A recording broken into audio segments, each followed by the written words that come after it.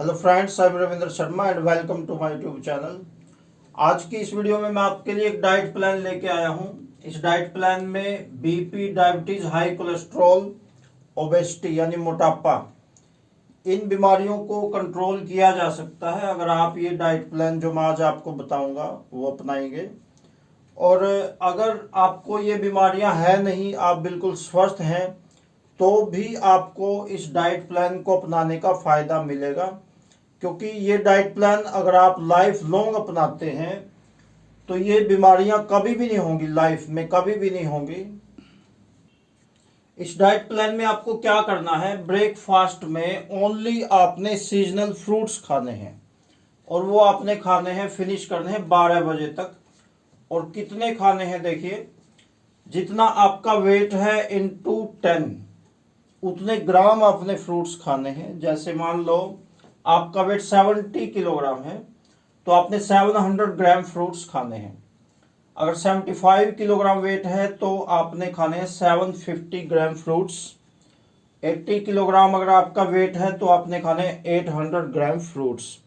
और ये जो वेट है फ्रूट्स का, ये वो चीज़ है जो आपके अंदर जाएगी, यानी इसमें पत्ते और बीज नहीं आने चाहिए।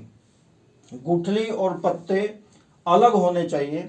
जो आप खा रहे हैं वो इतना होना चाहिए, वो 800 ग्राम वो होना चाहिए जो आप खा रहे हैं। और ये फ्रूट्स आपने दोपहर 12 बजे तक फिनिश करने हैं। इतना सारा फ्रूट, ओनली फ्रूट्स खाने हैं।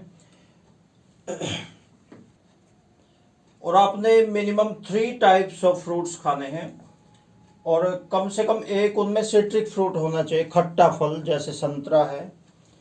और सीजनल फ्रूट खाइए, आम का सीजन है तो आम खाइए, अमरूद खाइए, एप्पल्स खाइए। और सीजनल फ्रूट, ताज़े फल आपने खाने हैं।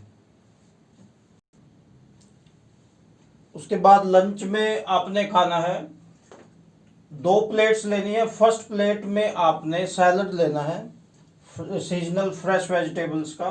और कितना लेना है, जितना आपने सुबह फ्रूट खाया है उससे आधा सलाद आपने लेना है। जैसे मान लीजिए आपने सुबह 700 ग्राम फ्रूट खाया है तो अब 350 ग्राम सैलड आपने लेना है। और इसका फॉर्मूला है योर वेट, जितना किलोग्राम में आपका वेट है इंटू 100/2 उतने ग्राम्स।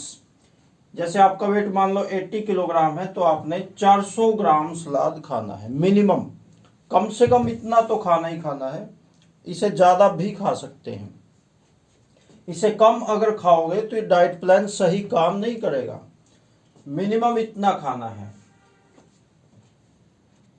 उसके बाद सेकंड प्लेट में आपने खाना है चपाती, राइस, वेजिटेबल, जो भी आप खाते हो डेली रूटीन में, वो आपने सेकंड प्लेट में खाना है। यानी पहले आप फर्स्ट प्लेट में आपने खाना है सैलड, सलाद खाना है। और उसके बाद आपने चपाती, रोटी, सब्जी, चावल, जो भी आप खाते हो उतना आप खा सकते हो।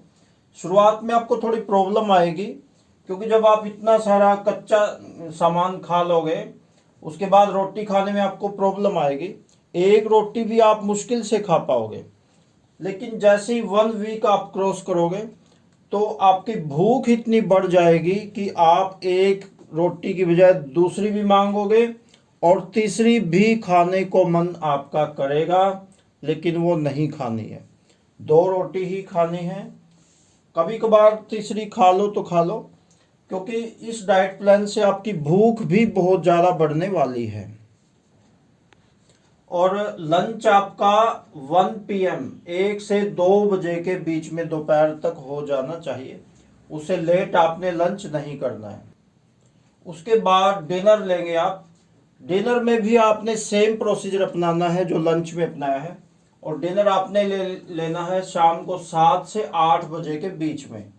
8 बजे के बाद आपने डिनर नहीं लेना है।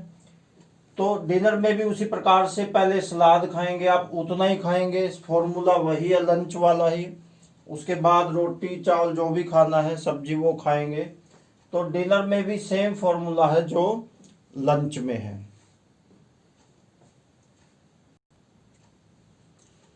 अब आपने क्या नहीं खाना है वो भी सुन लिए।